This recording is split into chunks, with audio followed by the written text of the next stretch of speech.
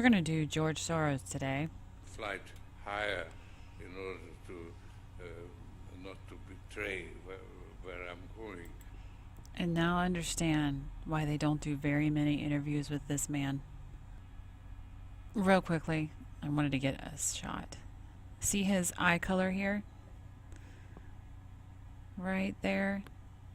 Yellow. It's yellowish. It's not really bad yellow, but it's yellowish. And then you got these spots here. And I've been watching him and he's drooling. He drools a lot. And he's got watery eyes. The yellow and these spots, they're called liver spots.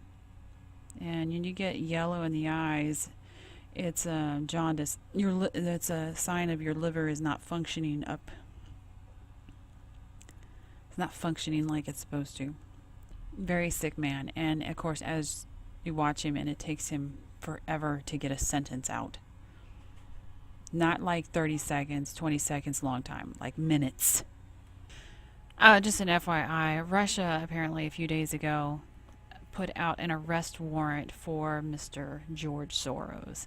I can be proud of my enemies, and they are a very powerful group and very worthy to be opposed. Whether it's Putin or Orban in Hungary or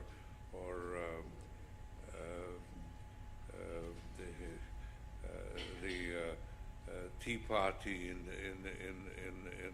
the United States. I have enemies I'm proud of. Okay, I have decided that I'm going to run this at fast speed so that you can hear him, because it literally takes for him forever to get through a sentence.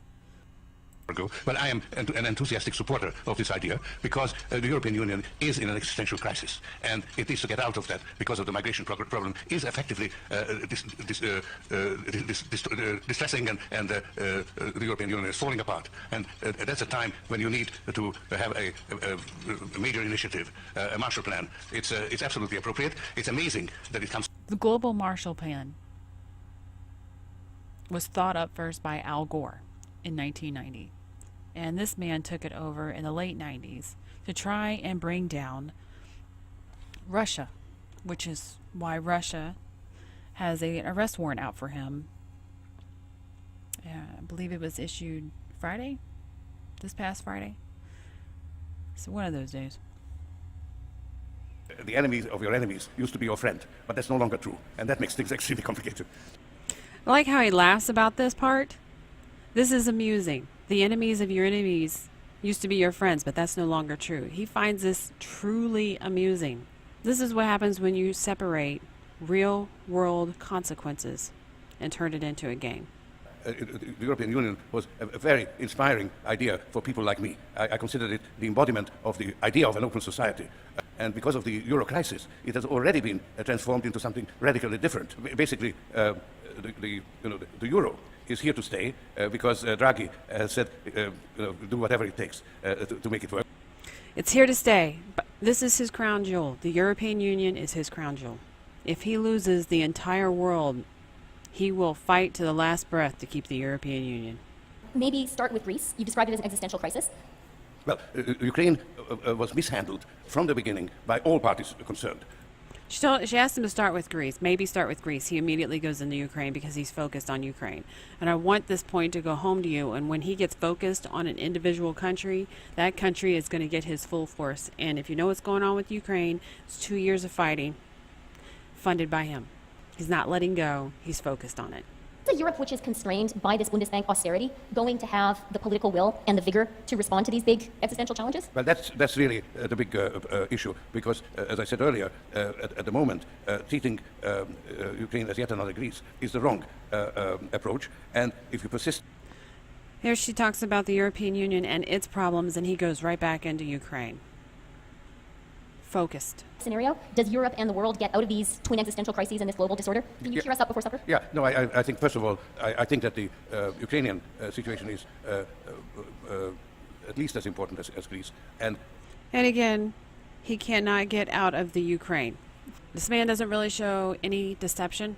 He does have a belief system that he speaks from. And as fallible and false as it is, it's his belief system, so you're not going to see any deception. What you will see is his believe me attitude, which I'll talk about later. Proponents of Bundesbank orthodoxy, but I have been in favor of it all along. I also proposed a Marshall Plan. Yeah, I was there looking at watching him talk, and he's got these eyeballs up the entire time as he talks. The Russian forum that he spoke in, his eyes were open wide. There's another one of the economic forum that he did a while ago, that his eyes were open wide. He has got this believe me attitude. And he told a story one time where he was talking to Margaret Thatcher and all the people that were around her about the EU financing the Marshall Plan to take down Russia. And they all laughed at him. And it just seems, you know, that little bit and how he acts now, that he gets laughed at a lot. He just has the money to do what he wants. But watch these eyes. They never go down. He never relaxes them. He's always in the believe me attitude. For Eastern Europe, more than 25 years ago, in 1989, in Potsdam, when Potsdam was still in Eastern Germany, and I said this should be a Marshall Plan for Eastern Europe, including Russia, and it should be financed by the Europeans for a change. And actually, led by the Thatcher's representative, who started laughing, and the Frankfurter Allgemeine reported that my proposal was greeted with amusement. Now, I think this proposal should not be treated with amusement. This should be taken. He's very serious about that too. Can you even hear me? He's very serious about that too. Should not be. It's not. See that? Watch them little. Well, when you turn around. Treated with amusement. Now, I think this proposal should not be treated by. See how it went down like this? It should not be treated with amusement. He goes into it too. His neck. It's like goes into it. Should not be treated with amusement. Like he goes into it. With amusement. This should be taken very seriously. It's going to have a very difficult time passing because, well, Donald Trump is doing the work of ISIS. ISIS and before that Al-Qaeda discovered the Achilles heel of Western civilization, the fear of death. And when it interferes with reason, and people do things out of fear, which is actually harmful. And that's what, by fear-mongering, Donald Trump and the others, Cruz and so on, are doing the work of ISIS.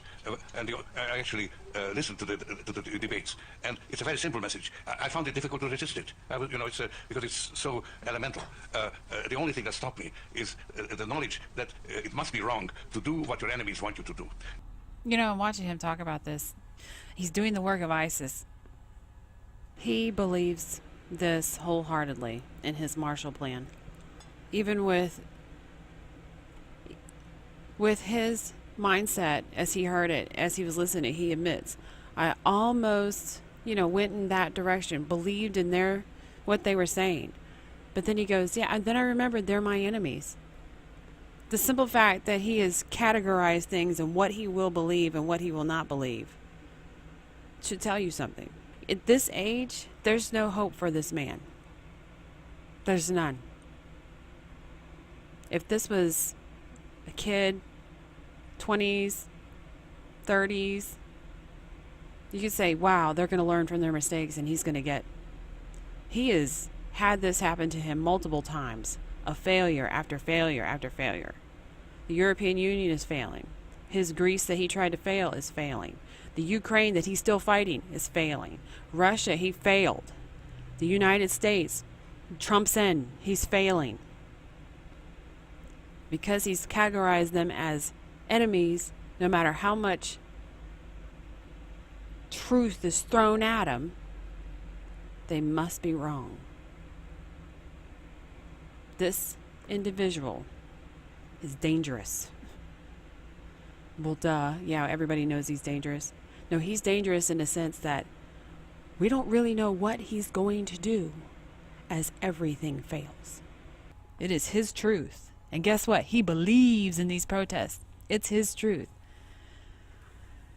Gonna have to pull a Putin, put an arrest warrant out on his behind, kick out him and his open society, and all little minions with him, press charges and make it illegal.